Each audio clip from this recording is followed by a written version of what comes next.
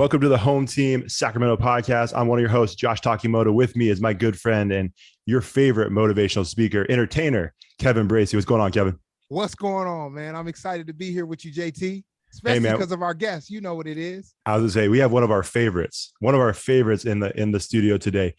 Head football coach of Oak Ridge High School, Casey Taylor. What's going on, Coach? Hey guys, nice to see you, and I'm happy to be here. Looking forward to talking to you guys. Hope you had a great holiday season. I know we did. Absolutely. That's great. No, man, we love talking to you. This is my third or fourth time podcasting with you, and man, I feel like you just drop gems every time we talk. So I can't wait to see what you have for us today. So, Kevin, I think we're just going to jump into this, right? Yep. Let's go. Here we go. So, Coach, we know your story, but there might be a lot of people on this podcast that's listening right now that don't know your story. So, give us a little bit of your background, your athletic background, coaching background, and then how you got to where you are today. All right. I grew up in the Sacramento area. I moved up here when I was about 7 or 8 in the early 70s. Grew up in the Cameron Park area, El Dorado Hills area. I went to high school at Oak Ridge High School. I was a graduate in '88. Sports are my life. Love sports. I was the oldest of 3 sons, and my dad was a Vietnam vet. Was a great dad early on, but had some problems and issues with drugs and alcohol, and found himself in jail. So he was in jail at an early age, not having a dad around. I really worked for the coaches that coached my sports, and they were big mentors to me. So I really knew that was something that was very powerful. I felt the coaches in my life, and I felt that was something I really wanted to get to. I played at Oak Ridge. Nobody in my family went to school, never went to college. It was a big deal if you graduated high school. Just through playing football and baseball, had some opportunities to go play. I went to San Francisco State. Played there a couple years, and ended up transferring up to finishing up at Chico. Got done with school, so it's like, well, I still want to go play football and get going, and the next thing's to coach. So I was fortunate enough to go back to my alma mater at Oak Ridge in, I believe, '93, and coached there for about 7 years. I was the JV head coach for 3 years, and I was offensive coordinator for 4. We had a real good run up there. In the process, got my teaching credentials, so I had to get a job. A lot of my friends were getting married and kind of moving on, so it was about time to grow up and kind of go from there. I had an opportunity to get a full-time job at Rockland. I went to Rockland High School for 2 years, was the defensive coordinator over there. Really loved it over at Rockland.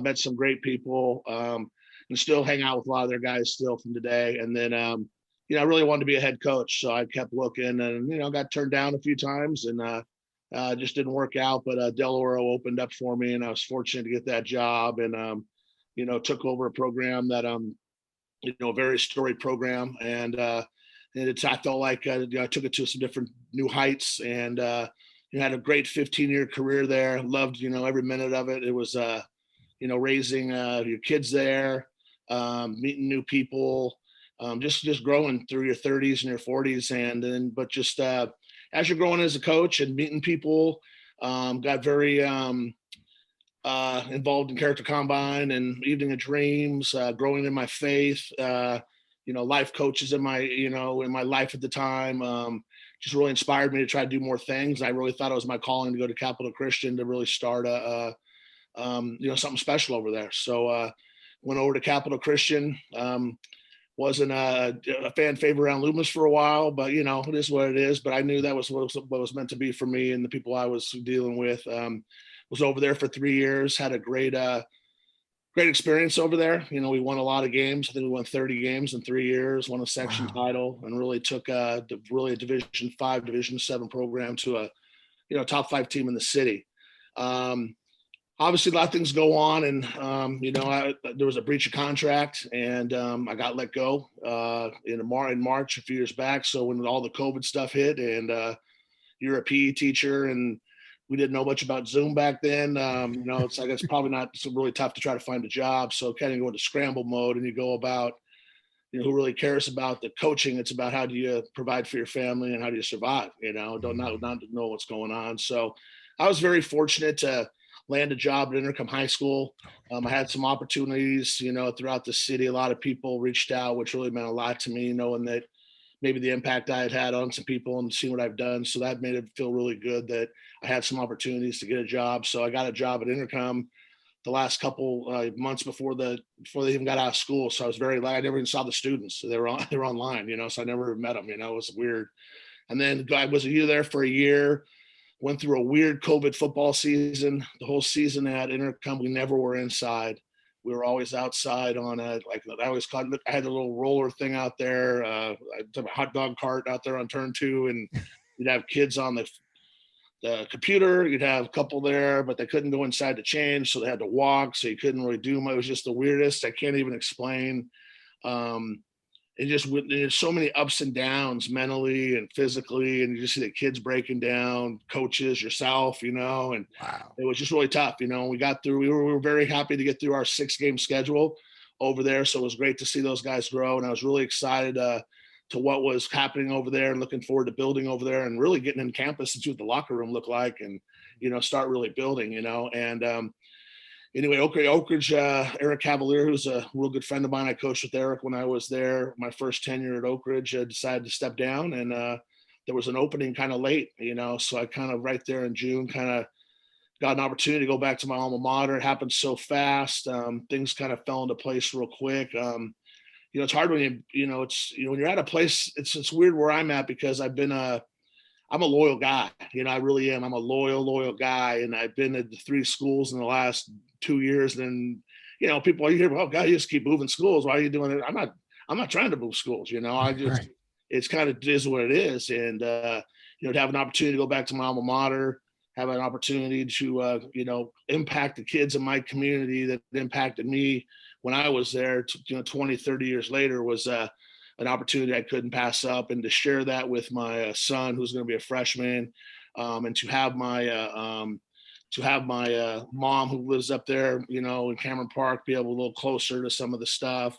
I just felt it was an opportunity that I couldn't turn down, so I accepted the Oak Ridge job on June 12th, and decided to get going. But as you know, football season starts like July 20th, so Right. it's quick turnaround. So you have to, I didn't really know what to expect. Oak Ridge obviously has great tradition. They were very good when I was there playing. They were there when I was coaching.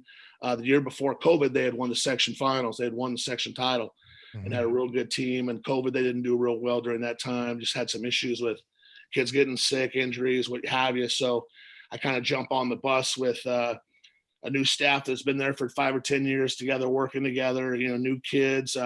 I know a lot of the traditions and things like that, because I was one of them, and I was some of them that created them and played for them. And it's a great school, and that's almost a 40-year school. It's kind of a younger school. Knew a lot of that. I've always been kind of I was always looking into how things were going there, and I know the players, and they have Ian Book at Notre Dame, and people like that have done some great things, and in all sports really. But you kind of see it from afar a little bit, and trying to keep in touch as being an alumni.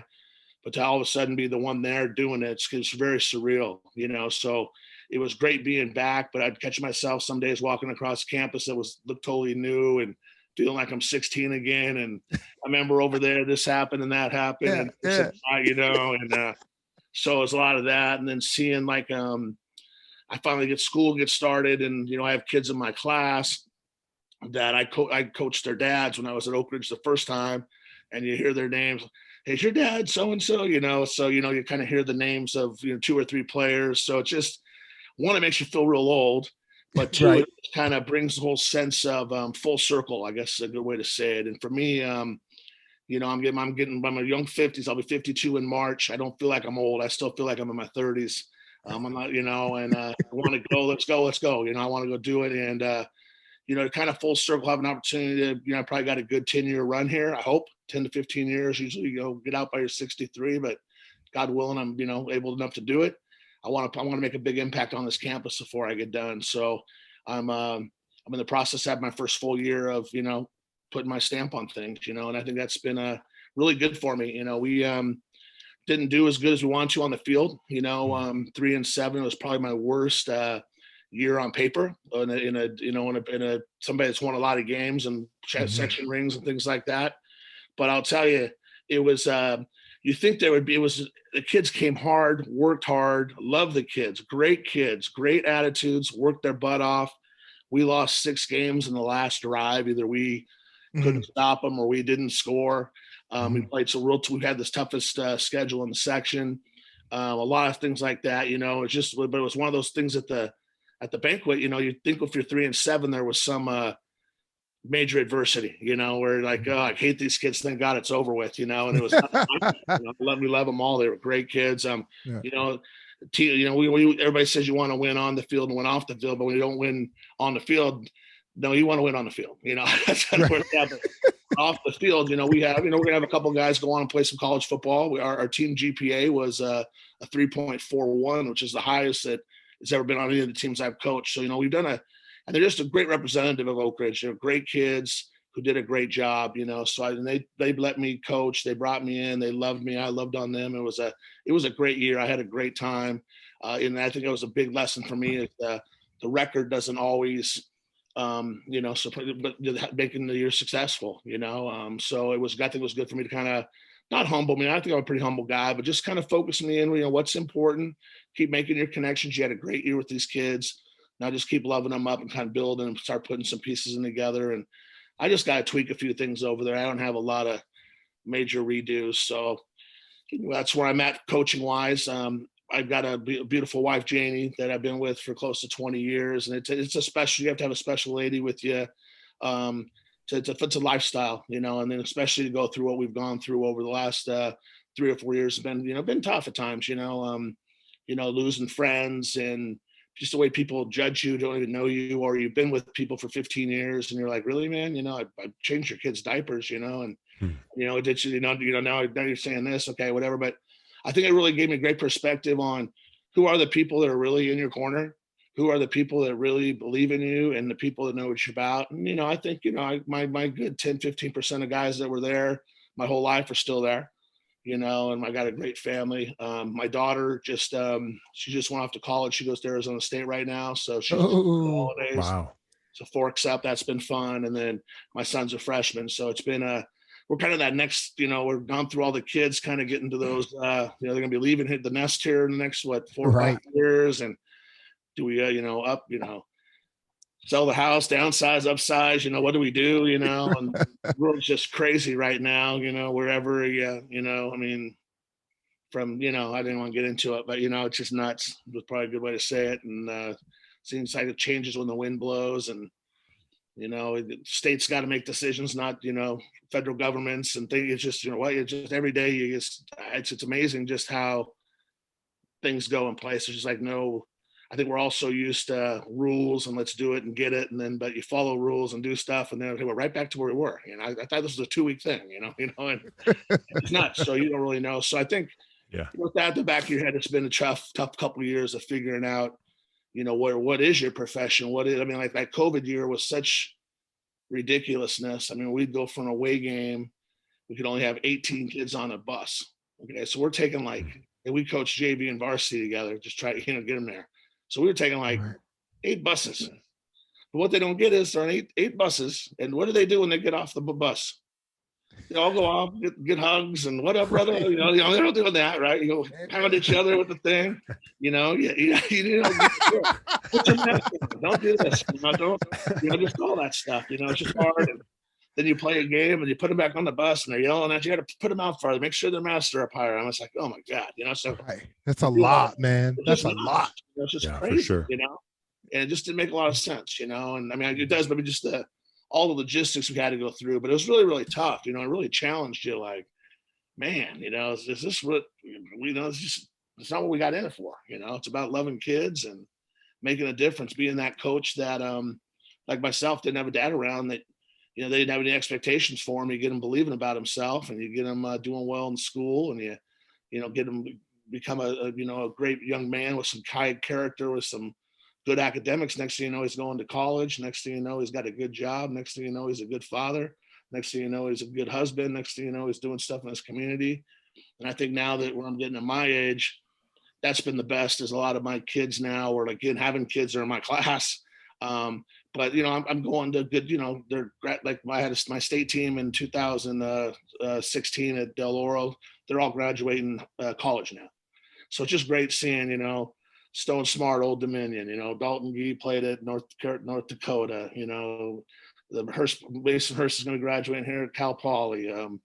Marco Esquivel graduated from Arizona State. We had probably 14 of our guys are going to get their degrees over here the next year and a half. So just and they're not NFL guys. They're not going to be making money on Sundays. I hope Stone can kind of sleep somewhere in there. But they're guys that were great kids in high school that believed in the process, worked hard, loved one another, formed a great bond.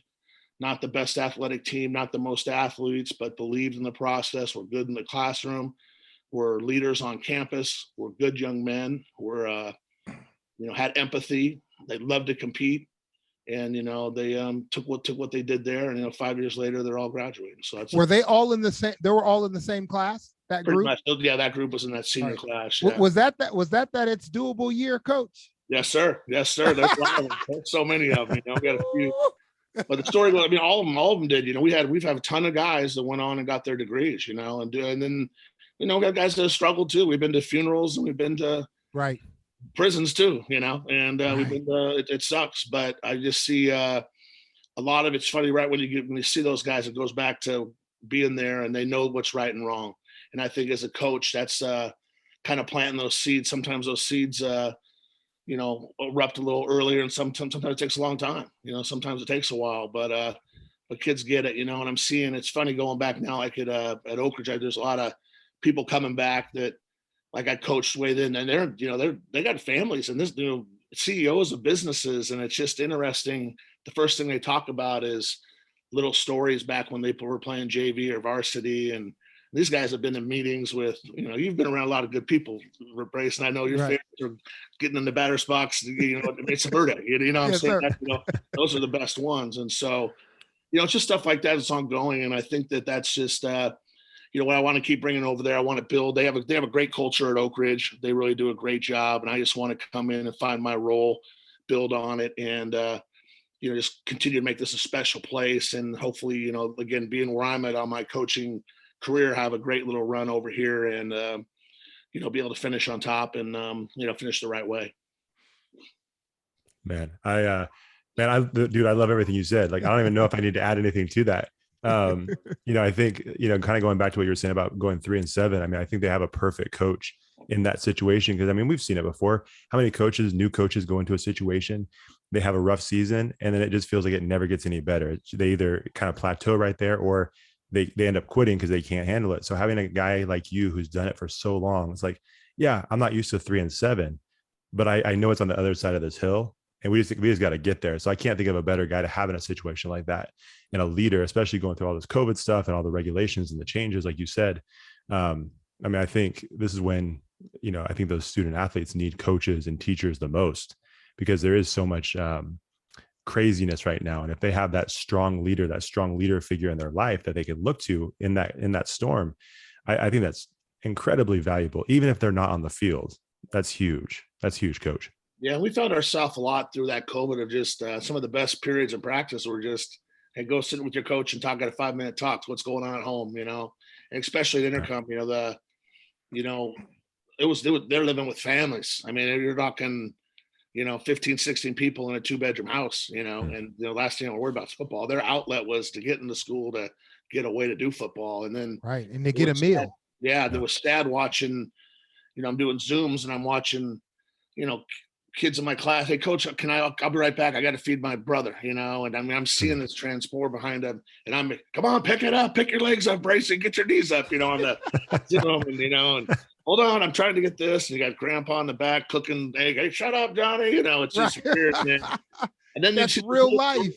Then you'd see some cool stories where you'd have this 15-year-old girl, and she has like 3 little kids, and they're running in the backyard and doing push-ups, and you're just like almost crying, just watching this girl go. Look at this 15-year-old girl in tough times.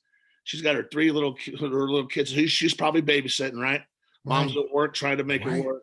And she's doing push-ups and leading the troops at 15, so it was, there was a lot of highs and a lot of lows, and, so I think that's some real good perspective on, it isn't always about wins and losses. It's about making impact in people's lives, and kind of, I think the big piece I've seen over the last couple of years is really that mental wellness and, physical wellness and just kind of checking in on people. Doesn't have to be a lot, but hey, how you doing, man? With my friends included, and I've had a couple, kids, some of my good friends break down over the last couple. It's been hard. It's hard. It's been hard, man, on a lot of us, and so just kind of making sure you're there and know people. I think one thing that, I really try to do is just letting people know I love them, man. I think that's huge, with my friends and family, just to know, hey, I love you and I'm here. If you need somebody to talk to, hey, it stays here. It's like Vegas. Don't worry about it. I'm going to tell our best buddies that that you're feeling this way. It's all right to cry. Right. All right to be a man. So I think I had a lot of breakthrough with some of my close friends during that. But it's good. We're getting to the age now where we're not going to weddings anymore. We're dealing with funerals. Friends are dying. Our parents are dying. It's kind of when you're in your 50s. It's kind of now we don't see a lot of our good friends unless we're at their parents' funerals. It's really, it really puts stuff in perspective. Where do you want to be when you're up there? We're getting closer. I mean, I don't know if you missed me. I'm saying hopefully we got a good right. 30 years. How I explain it, Coach, I always say, I tell my family now, to my kids, I say I have more yesterdays than I do tomorrows. No doubt. And that's not trying to be dramatic. Yeah. That's just the truth. I'm not going to live to be 100. I'm cool leaving here before 100. I'm good with that. Yeah. So, that's reality. As you're talking, Coach, I'm thinking about how important the role is that you play as a coach today, like more than ever before. In many cases, I know, like me, like my coach Barney's and my coach Gebhardt's, God rest his soul, they literally were like father figures to me. Can you talk a little bit more to that? Because I know you talked about you guys were sitting some of the best time of your practices where you were sitting in groups just talking about life. Yeah, and I think that you're totally right. I think that's the biggest important part of a coach, and there's a lot of stats out there, 70-80% of the kids, they don't have a positive male role model in their life, and I know at different schools I've been, that changes depending on your communities. I think it's very important, my dad wasn't around. So the guys that I was learning from were either the people I was hanging around or other mentors who were usually my coaches that were good men. What I found with kids is they don't really care about the X and O's. They want to know, when they know you care about them, they'll listen to you. That's kind of where it's at. They don't really care until they know you care.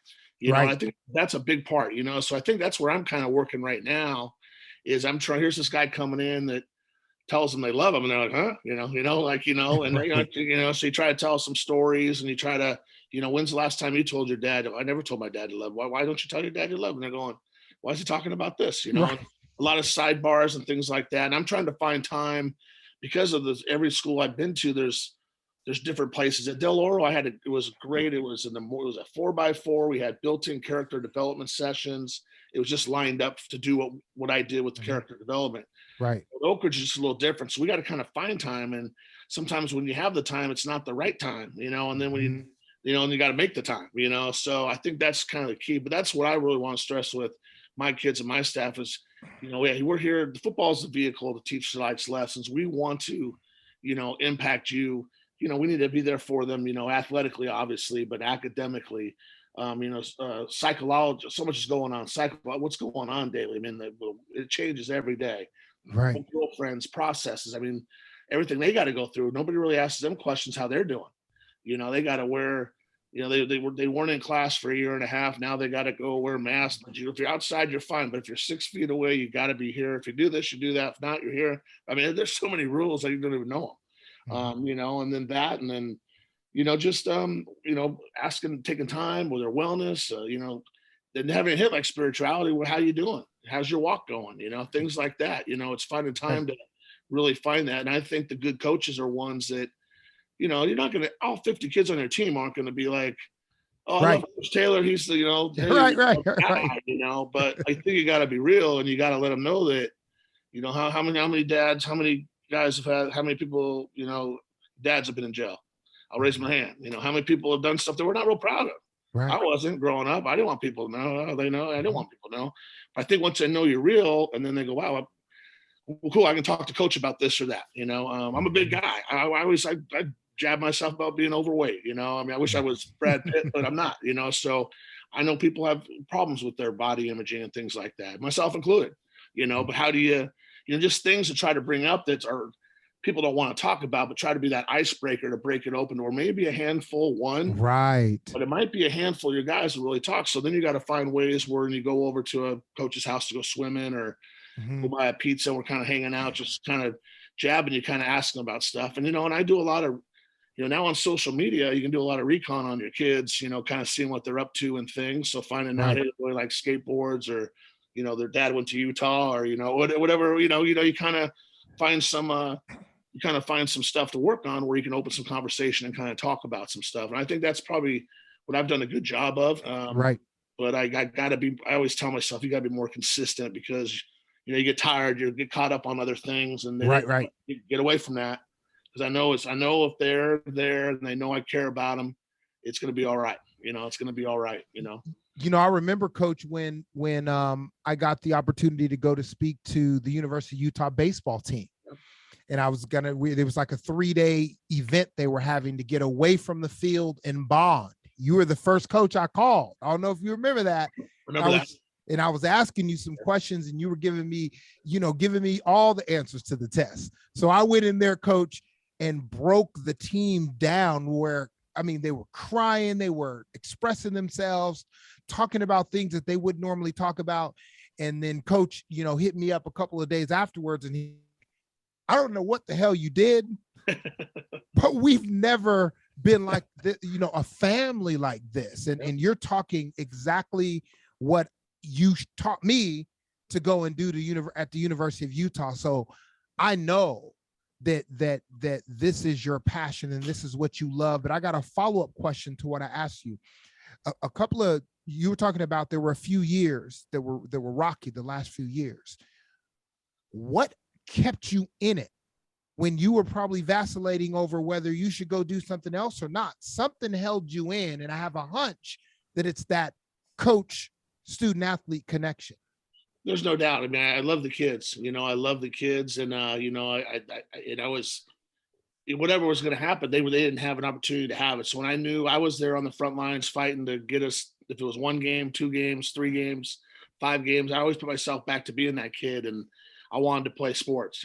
So I think being an advocate, that I really felt through the pandemic, our children were the voiceless in the whole thing. They were the ones that were least affected by it medically, but they were treated like they were the most affected by it as far as for the physical part of it. And it really wasn't the case. So I was a big proponent of getting them back on the field, getting them doing stuff, because we don't want to lose a generation. We can't lose a generation, man. We can't. And we've lost a lot. I'm just telling you, it's changed just in a couple of years. Right. You think about it, there's people that came where they were freshmen in high school, and this hit in March. So as a freshman, you're still trying to figure your way out to your classes, right? But then they're off for a whole year.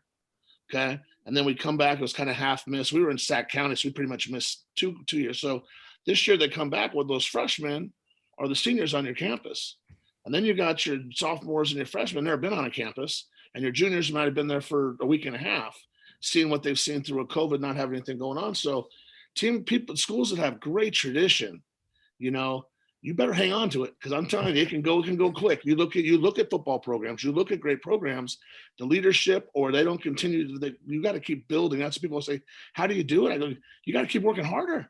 It's not like you get there and you kind of go, hey, I'll be up on the, up in the booth now, hanging out, drinking iced tea, waiting for, to keep winning. Right. You got to come up with better ideas. You got to come up with this. You got to make more time to develop with kids. You got to do a bunch of that stuff. I think I was just, that's my passion. I love coaching. I love being around kids. I love motivating them. I love being around coaches. I love being around people. It's just very relational, and that's what kind of keeps me going. I think it gets me out of my lows. If I'm not with other people being relational, I find myself I'm not saying way dark places, but I'm kind of, I get it. I try to get better, Absolutely. So that's kind of where I'm at with it, but I'll be real, going through stuff like that and finding it really goes, what am I? I've never thought coaching would be gone. Right. I thought I'd be going until I'm 63 and I don't know, hey, throw my whistle in my hat and I'm going to Mexico, whatever, But it kind of questions, hey, that we might not have it. Then what are you going to do?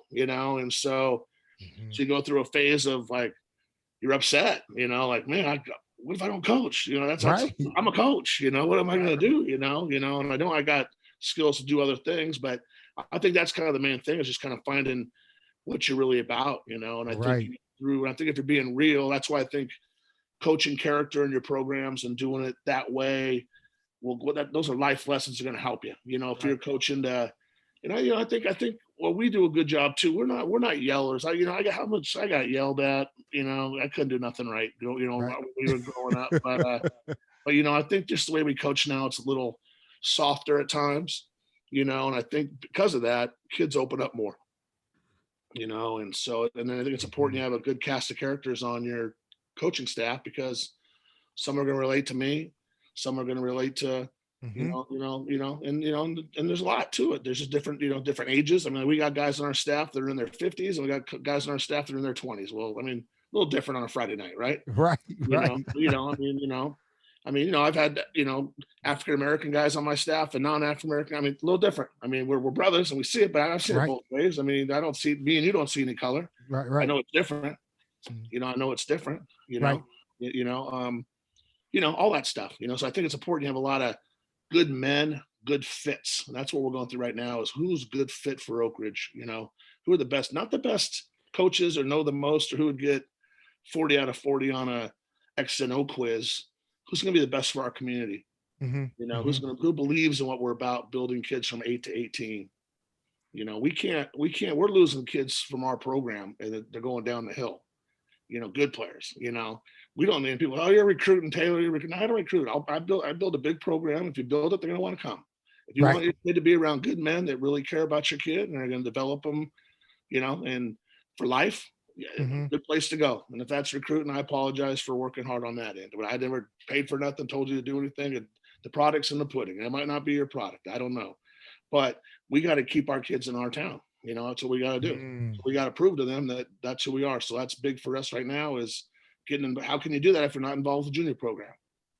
How can you do that if you're not involved in the schools in the community? How can you do that if you're not involved with the clubs on your campus? We're real good right now at home games like this last. We have a great ozone. It's great. We do a great job at home. Band. I mean, it's legit. Then we go on the road. It's like, all right, see you next week. I mean, we show up, we got 30 people in the stand. Hey, where'd they go? Right. So we got to work on that. And I know it ain't going to happen next year, but for me, that's a 3-year plan. We're going to have we're going to bring the show on the road in 3 years, which I thought we did a good job of doing. So those are things that I'm excited about, building on and doing those things. But the hard part also of leaving programs, it's hard to build. I mean, I was at Capital 3 years, and I put a lot into that place. And then you got to re-rack it. And then you kind of get to Intercom, you put a lot of hard work in and kind of get into where, okay, we got a shot here. And now I'm at the same place. Now I'm at the third one where now it's, and when I left Del Oro, I had it, I could have told you, I could have pressed a button on the microphone going, hey, yep, over there in the left cabinet. Okay, this over there, But then that's the part that bugs you too, because you want a new challenge.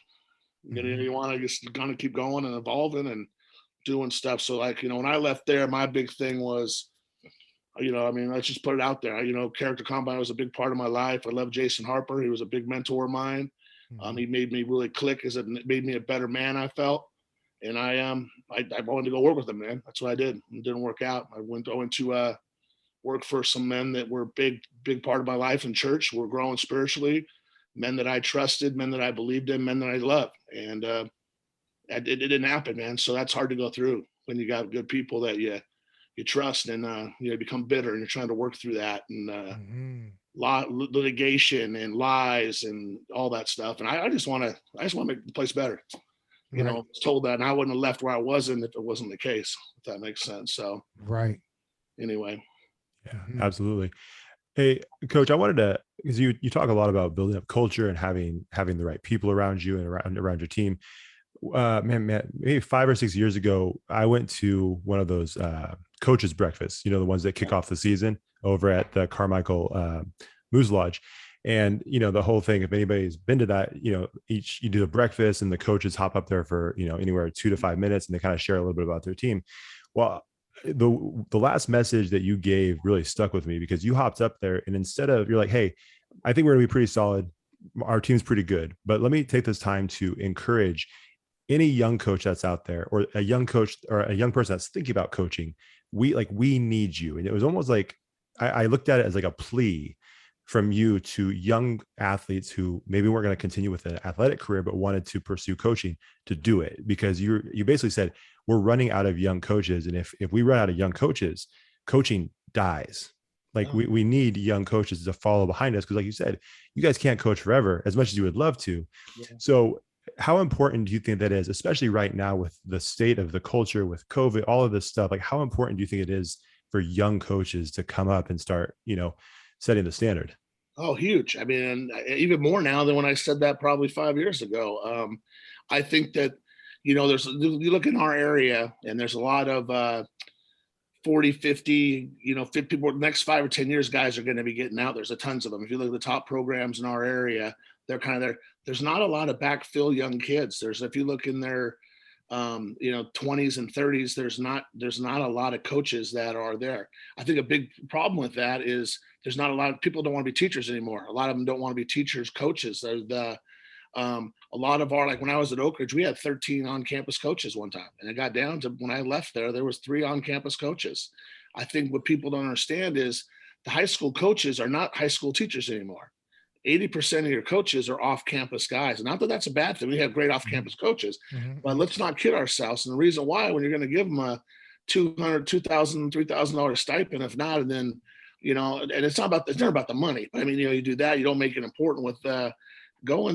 People are going to go there. Why would I go there and have parents, yell at me, go online? It's a tough job. It is a tough job coaching, and I think that's some of the problem. And now I think that, depending on if you don't have a great administration that backs you and things like that, it's a lot. And I just think people are like, I don't want to do it. It's too young. The young kids coming up just don't want to do it. We were raised, again, remember when we were coached, there were by a lot of transactional coaches. I mean, guys that were, it's like junction boys. I mean, we couldn't drink. You go to a practice now, when I was in high school, we couldn't have water. If you drank water, if you didn't, go wash your mouth out. If you didn't do more than that, you were considered weak. I got caught one time drinking out of a mud-infested mosquito sprinkler over in the corner.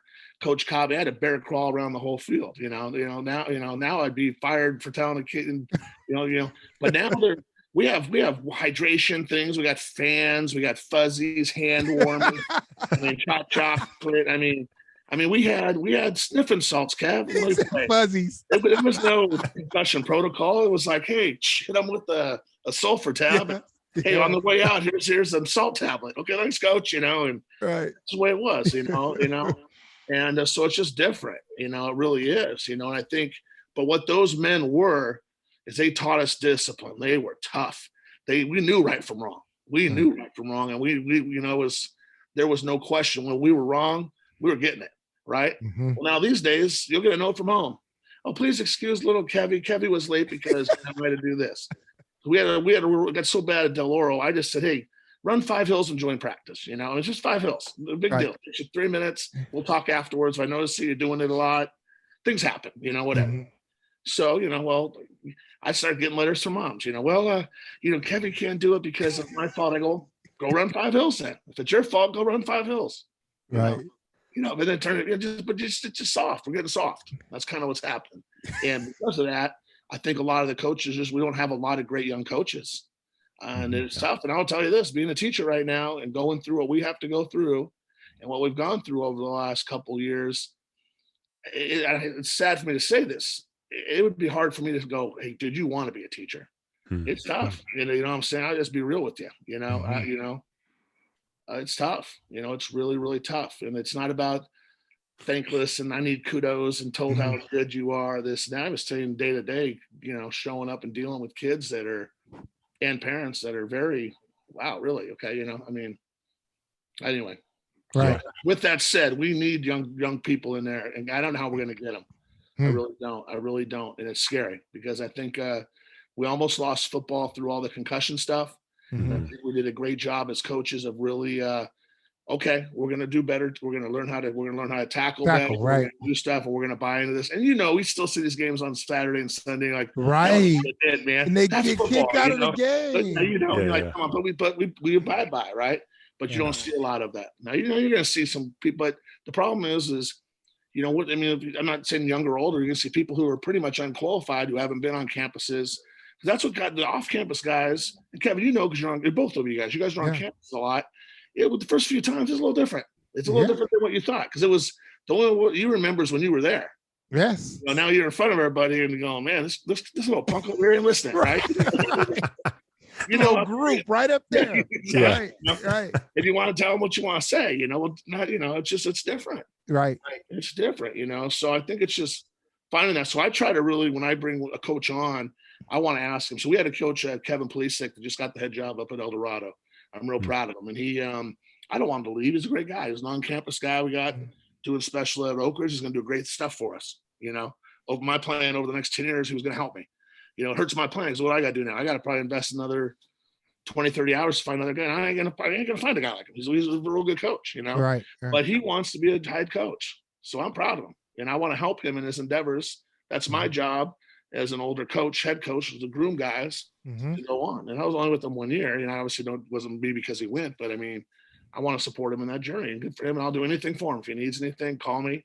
You know, whatever you need, I'm helping you out to try to be the best version of yourself up there. I think that's awesome, you know. So I think it's you know, a lot of people don't want to help each other, don't want to build people, they want to put people down. I think that's probably one of the problems we have in our society is people succeed. It's because they're cheating or doing stuff. Believe it or not, some guys are really working hard.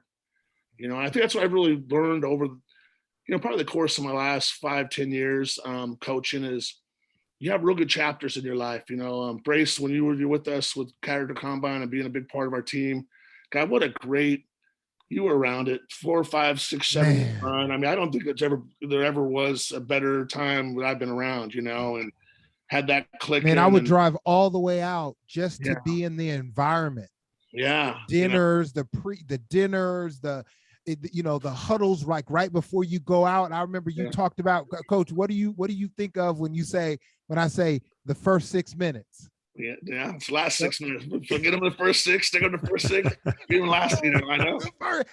Every time I watch football, that hits my mind. The first 6 minutes. Yeah, you know. And just that whole feeling was, man, it was incredible. Even on the sidelines. Yeah. It was incredible. And then we traveled to playoffs. It was incredible. Yeah.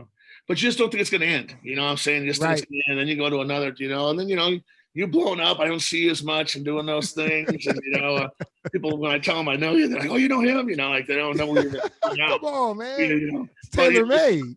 But you kind of go through, and then there's a lot of good chapters. Some chapters are, you know, big, thick volumes, you know, and some are short ones. So that's what I've learned through these last couple of years is, hey, when you're on a good one, hey, just keep reading, keep putting value into it. Right. And don't get caught up on, as soon as you start thinking things are good, things might change on you. So, you know, that's where I want to do. So like I said, this might be my final chapter. So, you know, I hope it's a good 9-year chapter here, you know, 9, 10, 15 year, we'll see, you know, but I just think when you're in the moment, you got to appreciate being around good people, because it's hard to align everything. It's fleeting, man. It's fleeting. Let me ask you, I got just a couple quick ones. I'm going to hand it to Josh to close it out. Yep. The first one is, who is the coach you respect and love competing against? I know you can name a whole bunch, and we're not trying to disrespect anybody because we love them all. But who's that one that? I would tell you this, just because of my Del Oro days, we had some great rivalries against Granite Bay, and I would say Ernie Cooper was probably you know, a thing. I think what I learned through that rivalry and playing him, we wanted to tear each other's head off all year. And, you know, we spoke at a clinic, and my little boy and his little girl were in the pool together, and we were kind of kicking back, having a beer, talking, and just people could see us. They'd probably, what are you doing? You know, we were good friends. And the only people that knew what Ernie was doing was me. And the only people who knew what I was going through was him. So we really came to it. It was really, we're still good friends. We went golfing a few months back, but just the, knowing what the love we kind of, the respect we have for one another, but then going out there and, you know, wanting to just beat them up for, you know, hours is great. So I would say over the whole period of time, you know, Ernie's probably that, you know, I don't know, Darth Vader, you know, Luke Skywalker, you know, 5, 6, 7, 8, 9 straight years where the winner won the section, you know. So I would probably say Ernie Cooper. Next quick one. When you think of, you know, we watch football on Saturdays and Sundays. When you think of a coach, a college coach, who comes to your head right away and why? Roll Tide, baby. Roll Tide, man. Nick Saban, without a doubt. And I'll tell you why. I heard him speak probably about 8 or 10 years ago at a conference, and his attention to detail is ridiculous. They have you talked about it. They have coaches from like wherever they get dressed and go to practice fields, like 200 yards. Well, he has body language coach. I'm a body language coaches. What are you talking about? So they got guys like you when they're walking to practice. Hey, what's up, Timmy? How you doing, Johnny? These kids just went to, full school academics, weights. You get tired, so going to practice, you have your head down sometimes. Right. Well, they get these guys, these body language guys, get these guys so fired up by the time they walk 200 yards to practice field. For some reason, they're all fired up and want to participate. He said on recruiting weekends, there was 2 spots in Alabama, and I haven't been there, but there were can be a little traffic. On the weekends, it kind of goes well. He hires Alabama State Mountie and knows. So when the mamas come on, making sure their kid's safe, oh, here you go, ma'am. They're helping them. So just making sure that when the moms leave, they know that their boy's going to be safe at Alabama. You know what I'm saying? Just little things like that where I'm thinking no, I'm talking about that play you ran, against Arkansas. It had nothing to do with that. Just the attention to detail. I think that was very impressive. Obviously, he wins and he knows what he's doing. Okay. I think what's very impressive is we'll find out they got a tough one against Georgia. I don't mean to ramble too much on this. Right. None of his guys have ever coached with him have beaten him. And I think that's very and there's been a lot. Texas A&M this year. Yeah, that's true. You're right. Texas A&M this year. Okay, you're right. And he told him he was going to do it too. You're right. Okay. he might have stole the playbook or something, or he might have knew the body language coaches before the other. He might have been the one that brought him there. But him for sure. I'm very intrigued by him. Right. Very intrigued by him. He's awesome. Me too. Yeah. Last one for me. When you think of an NFL coach, who comes to mind right away and why? Well, I'm a Ram fan, so I'm Sean McVay right now. But I tell you the best is Belichick. Belichick's the guy.